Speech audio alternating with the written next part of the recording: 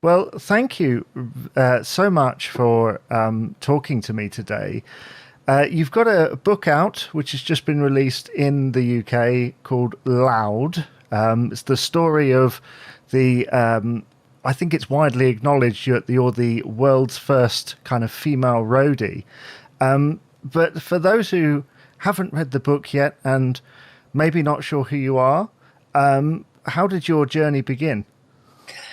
Well, basically, I was a 15-year-old runaway, and I went to a festival in Australia, and I never went home.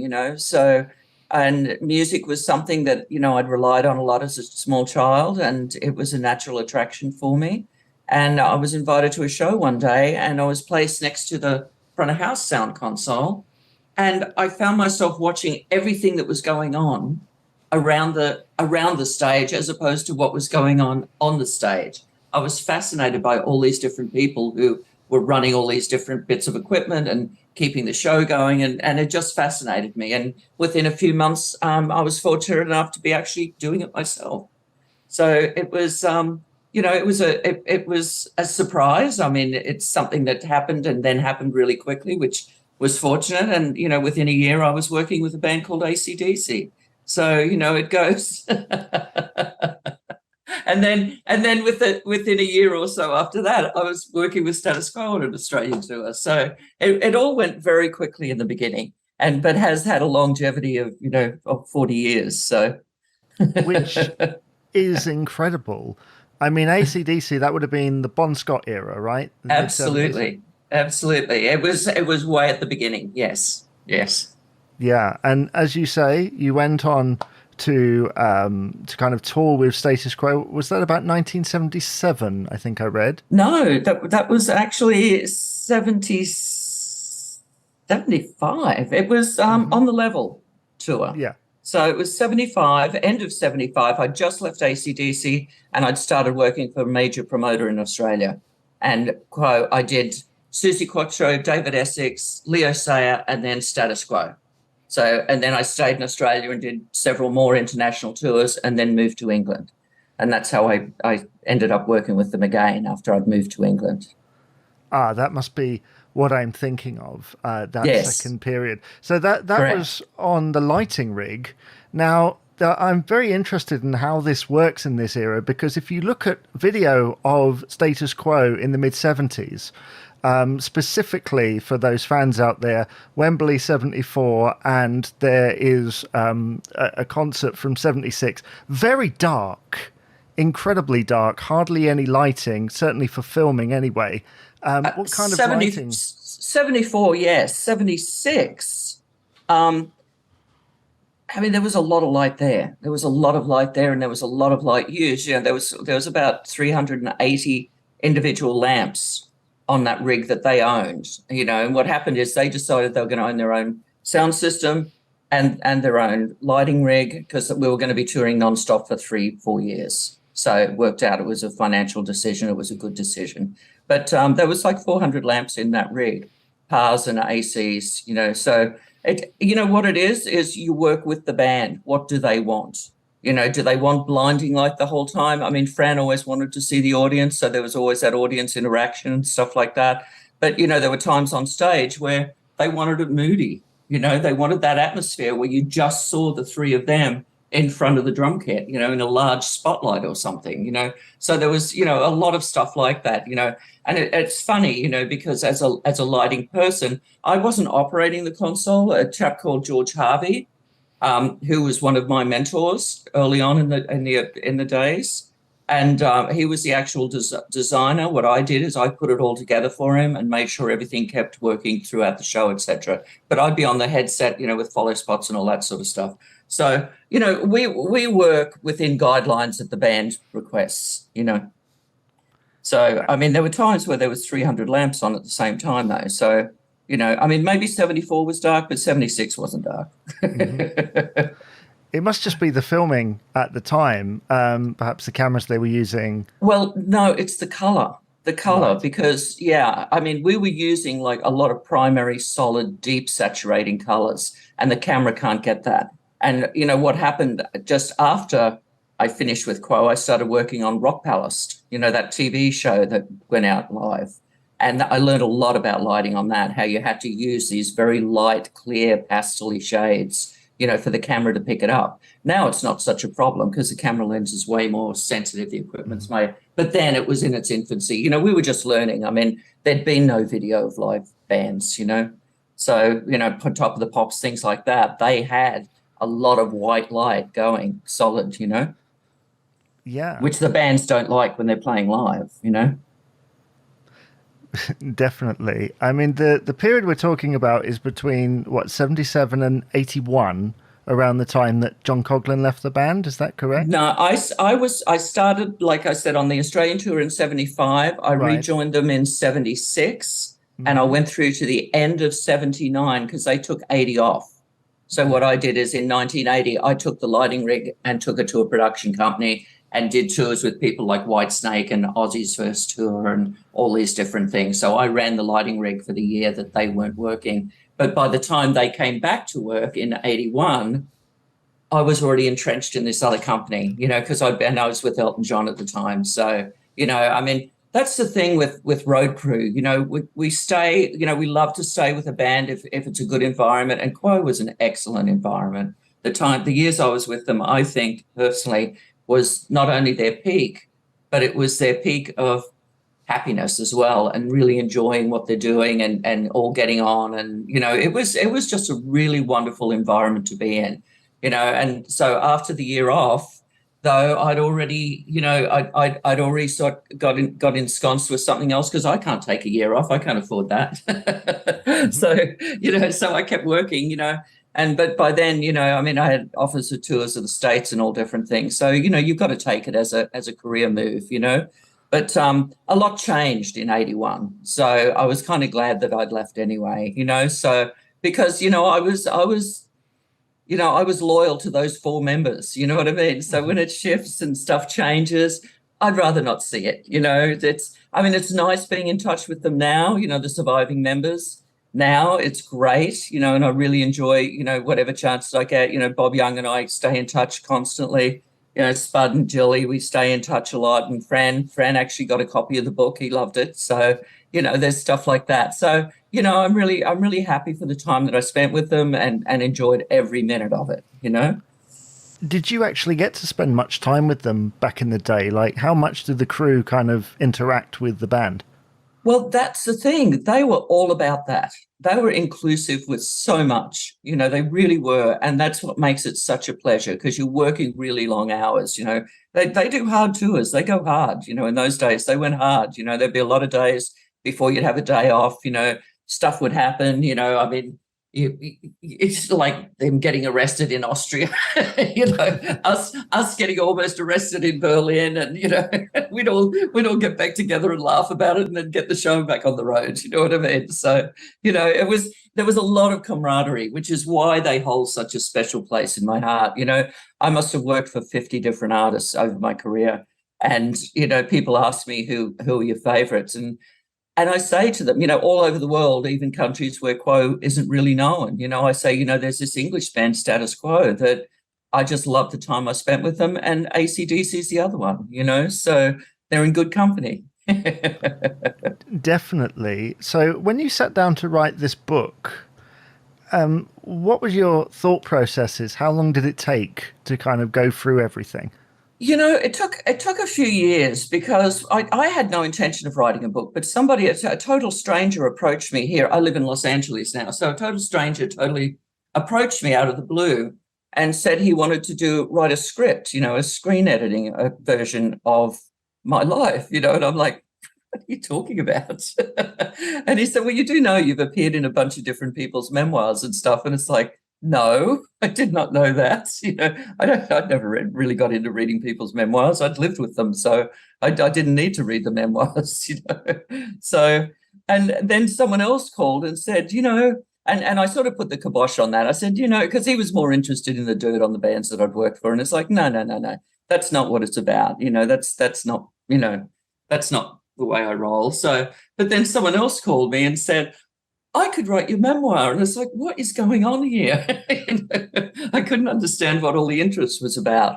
But, evidently there was a strong interest, and it turns out that there really is, because the book's doing incredibly well. But what I decided was, if anyone was going to do it, I had to do it, because I was the one that lived it. So, once I'd made that decision, it only took about 18 months, but it's a hard road. I mean, the thing is, like, I mean, I say, I spent the 4 years working with Quo, but, there was a month off here and there with Quo. And what I do is, like, I did an Iggy Pop tour in that month. I did some work with The Who in that other month. And, so it's hard getting the continuity together for someone who's not in the industry and doesn't understand how you jump all over the place, So that was the hard bit, is what to put in the book, what not to put in the book that would keep the story, continuous, that people could understand and not go, she's crazy, where is she now? Because it is crazy, and it's like, and you do wake up going, where am I now? So it's, it's all good stuff though. So in those days, during sort of, say, the heights of the 70s, how did people get to hear about you? The work that you did, how were you able to go for a month elsewhere? Oh, I think because I was the only one doing it. I was the only female out there. And I think what it was is I became a bit of a unicorn. People were like, oh my God, have you seen that girl? She's really good. She does a really good job, and blah, blah, blah. Plus, what I'd done, taking Status Quo's lighting rig and me running it, every tour this production company did, I would go out with the rig, because that was my obligation with Quo, was to look after their investment, So that got me working for a bunch of different bands also. And then word of mouth travels, because that's all there was back in those days, was word of mouth, and your reputation was all you had, and if people said, and you know what it was? We laugh about this now, but, male road crew would work harder with a female on the crew, because they didn't want to get shown up by a girl. So if I went really hard, they'd go really hard. And it was like, and production companies figured this out gradually, going, when she's running a crew, we get so much more done, so it was a good thing, it was a good thing. And it's, and it turned into a lot of longevity with my career, and many different countries. And like I say, tens and tens of, probably even 100 or so different bands over the years, So, but I never really stayed with another band after Quo, because, you get really close to them, like you're asking about interaction and stuff, because you can't help it. There's a small infinite group of you that's bouncing around the planet together. So you've got to all get on. You all know everything about each other, probably more than you ever wanted to know. And because of that, there's a trust built, because that person is not going to, blab, which is why it was important for me with the book, that it wasn't a telltale book, that it was really a book of, this is how the life is, this is what these people are really like, and this is the evolution of the industry, how it changed from the 70s through to the millennium, and that's the area that I focus on, those three plus decades, because after that it all changed again, and the book had to end somewhere, so, so I thought that was a nice sort of in sync sort of time to do it. So, yeah, I mean, it's been an interesting journey, and there's talk of a documentary being made about it also, that's in its development phase right now. So it's quite exciting, and we're just starting to approach people like members of the Quo camp, amongst other camps, just, to get them interested in partaking and that sort of thing. So, yeah, it's exciting. It first came out just before COVID, and because of COVID, everything ground to a halt. But like you say, just last month, it came out in America, UK, and Canada. So, and of course, worldwide, you can get it anywhere. So it has not yet been translated into any foreign language, but, we're hoping that will happen also. Well, there's lots of things coming up, as you say. I'm sure fans will really look forward to seeing a documentary at some point in the future. That's very exciting, and it is. I like how you're kind of very modest about it. You're just like, well, I don't know why they would want to know any of this. It's like, well, it's a great story.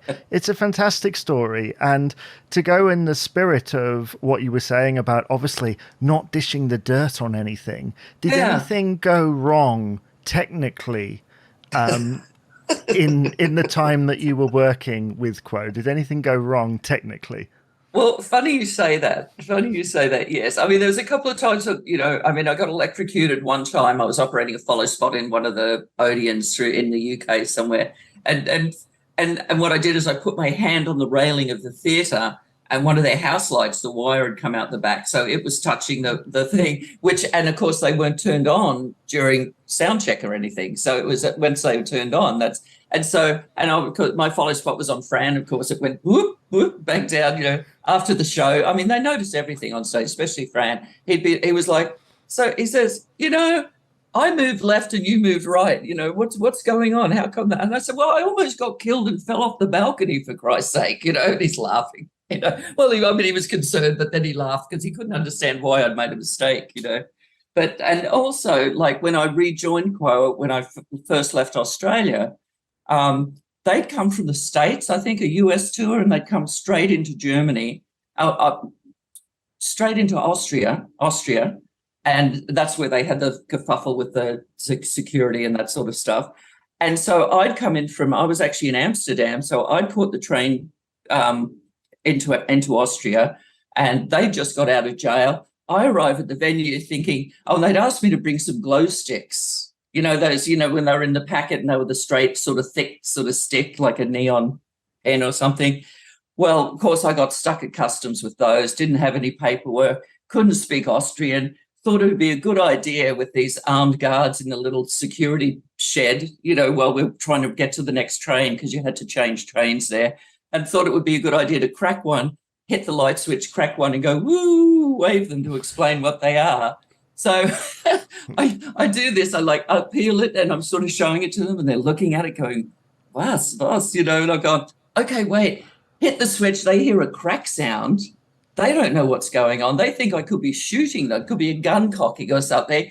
And I go, crack, whee, and I hear this bang crash. One guy's dived over the desk to get behind it. The other one's pulled his gun on me, and I'm like, and then this other guy goes charging into the room, and it's like, and he's like, what? And I'm like, we, trying to make like a happy festival goer sound, but scared death. Ooh. And once they figured out what it was, they're just like, I think they were so embarrassed they let me go. It's like, oh God, get her out of here quickly. So I arrive at the show thinking, I've got a great story to tell. The band finally arrives. We've been in jail all night. And then I go onto the stage and the lighting designer's like, they haven't patched the lighting rig. There's no control for the entire system. We have no lights at this point. So straight away I dive in and start helping him. He's up the truss, and I'm hot patching the lights as he focuses, and then he yells what channel to put it to. So, but it was like spaghetti. We're just pulling a lead and hot wiring it. And he's like, okay, and we're trying to find where he is so he doesn't have to run backwards and forwards up there and all that sort of stuff. So I think that was like the main thing that, not the main thing, but maybe it was, that got me back into the Quo camp. They've gone, oh my God, she was so good. She just jumped in and did that, and it's like, and when the show started, we had about 2/3 of the lighting rig. But, an hour before that, we had nothing, So the next day we got the rest of the rig working, So again, yeah, stuff like that happens all the time. Did the audience have a clue? No. Because that's what you do. You just roll with what you got. You do it as professionally as you can, and you don't panic and freeze.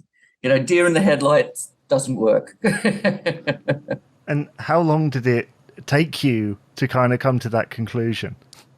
Deer in the headlight doesn't work? Yeah. Very early on, because I was out there on my own, and it was like, if I don't succeed at this, if I do this wrong, then they're going to tell me I can't play anymore. They're going to take their toys and go away, and I just didn't want that. I mean, I had nothing to go back to as a young kid. I had nothing to go back to. So it was more than a job for me. I was actually looking for like a family environment that I could feel a part of. I was looking for a tribe, and I found it in the music industry. So, people would say to me, okay, we need such and such. Do you know how to do that? Yes. Yes, I do. And then I'd run off and go, help, what is that? And it's someone to explain it to me quickly. I go, got it, boom, and do it, So I got, the nickname Tenacious T, because I just give her something, she'll run with it, she'll figure it out. And if she needs help, she'll ask for it. She won't just hide and not let it happen, so, or have it not happen. So it was reliability, which was driven by fear. But, gradually that went away. It was really 79 when I was doing the Who at Wembley Stadium. It was their first real show after Keith Moon had died. And I'd been requested to do that show. And, I was standing on the stage. You rarely stop and look at the venue and take a moment for yourself and stuff. There's just no time to do that, But it just so happened I was waiting on the rigger to get ready up in the roof before I could, all this stuff. We'd laid out all this stuff. So I was just standing on the stage and I couldn't leave because I had to be able to hear him. So, and I'm looking at the front and there was just like this thing of mist on the ground, and it was just getting light, and I'm standing there thinking, wow, these guys, because we just heard that it was sold out, 80,000 people, and it was like, you know what? These guys don't have anything to worry about, because there was a lot of concern, with Keith dying, and I'm thinking, they don't have anything. They've really made it, these guys, And then for a split second, I had a thought of, now, if they've really made it and I'm working for them, does that mean that I've made it? You know what I mean? So it was kind of that logic. And then it was like, I kind of relaxed after that a bit. You know what I mean? I didn't feel as though I was an imposter, so to speak. It was like, you know what? I was requested for this show. I'm happy to be here. And you know what? Maybe I do deserve to be here, So that was my first acknowledgement of maybe it was all going to be okay, So I kind of remember that moment quite well. What a moment to remember. I mean, to be at that gig. Yes, it's an opportune moment. Yeah, it's a big moment. And, you find that, with different artists that you work for, like I was there for Quo's live album, I mean, that was just an amazing moment, to be there and be a part of that and, watch their interaction and speaking with them before the show and after the show and hanging out and getting the feedback and all that sort of stuff and the energy off the stage and the energy off the audience, moments like that, it's very hard to replace those moments, and you definitely don't forget them. So and there's been a lot of those in my career. I've been fortunate enough, like Ozzy Osbourne's first tour, so I was on that. I did that tour, did that with the Quo rig, so took the Quo rig, did that, So these momentous moments in people's careers, when you're there to be a part of it, it's a privilege, it's a privilege and it's an honor, it really is, And, most people appreciate you, some don't. Mm-hmm. But you know what? So what? Move on, So I get what you're saying. And I'm guessing with the lighting rig, because it belonged to the band, did they get any residuals or royalties? Oh, yeah, every time absolutely. Yeah? Absolutely. And that's why I was there, to make sure that not only were they getting paid, but what I'd do, is after every tour, I'd bring it in to get it, maintenance work done on it. And I'd upgrade everything, like all the electronics and stuff in it, because it was a big warehouse. It's like, oh, I'll have one of them and two of those. And so by the time the rig went back out with Quo, it was in way better shape and more modern than it was when they bought it, so it worked very well, so sorry to the production company if you're listening. Oops. So in something like that, what are the problems that you have? Is it mainly bulbs or anything else? I'm not incredibly technical, but yeah, bulbs have a lifespan. You know what I mean? So they have a lifespan. Dimmers, the technical side of a dimmer, the cards get worn from being used. Things can overheat. Connectors can get loose and worn. So, all of that sort of stuff you've got to maintain, because it's a lot of electricity. And if something's loose and vibrating, it can start a fire. It can arc and start a fire. And when you've got that times hundreds, you've really got to be on top of your game, and so, you keep an eye on it, you maintain them regularly, you check all the connectors, you check all the lines, you check, some of them have tiny microscopic pins and, they bend or they snap off, and it's like, and then you've got to change the whole thing out, and it's like, it's a nightmare, it's constantly doing that, I mean, I had the honor of working for the largest lighting rig that was ever put together, and that was for a guy called Johnny Halliday. Don't know if you've heard of him, the French megastar. Yeah. And we did the Au Zenith, which was like a several-month residency, and we had 3,500 lamps, 3,500, and that entire configuration was in my head, for the patch, the control side of it. And they kept saying to me, you need to write it down. You need to write it down. And I'm like, I'm not going to write it down. I write it down. You can get someone in who can read it for half the price. Hell no. I said, you best make sure I don't get hit by a bus on my way here in the mornings. So stuff like that, you've got to be quick. You definitely do, I think. Yeah. You mentioned that you were at the recording of the live album. Was that balcony really rocking? Oh my God, it was amazing. It was absolutely amazing. I mean, if people say that they go, oh my God, I think it's going to fall, and you do. I mean, you there's no logic how. Yes, it was sprung. Yes, it had spring suspension, but it wasn't designed for that.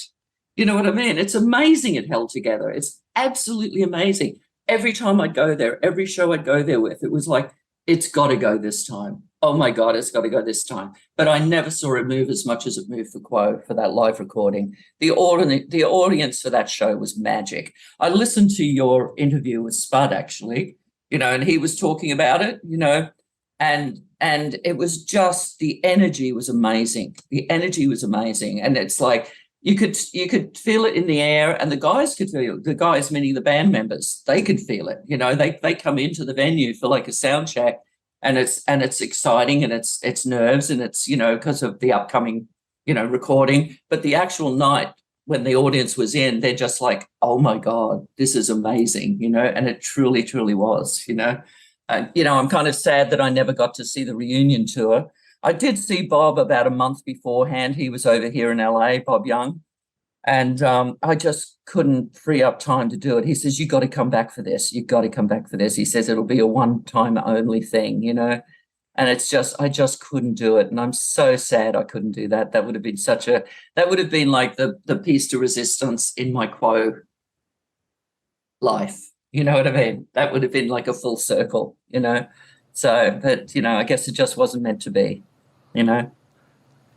It was definitely magical. There was definitely something magical about it. I saw one of the gigs, and it was just amazing. Oh, they'd be in their element. They'd be in their element. I mean, it couldn't get any better. So your book, Loud, is available on Amazon.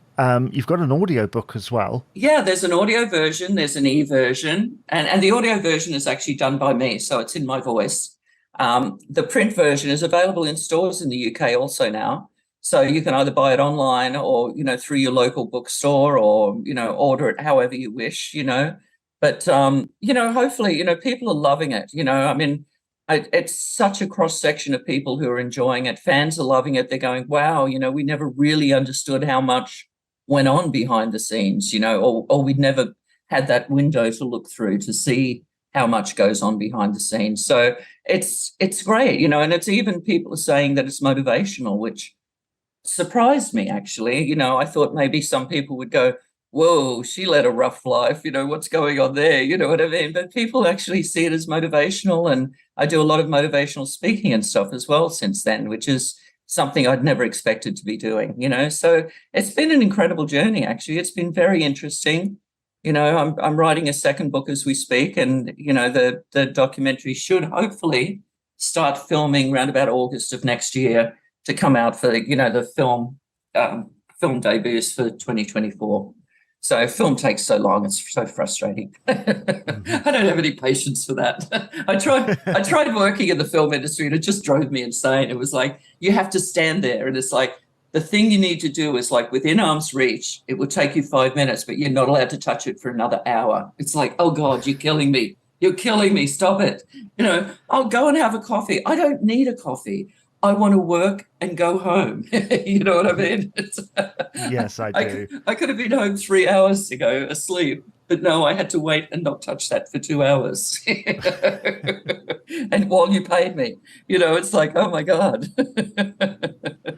So yeah, so my Yeah. film career was quite short-lived, but I may be getting back into it now with the documentary and maybe even a feature. Who knows? Well, I'm sure people will be looking out for that and purchasing Yes. a copy of your book. I'm sure.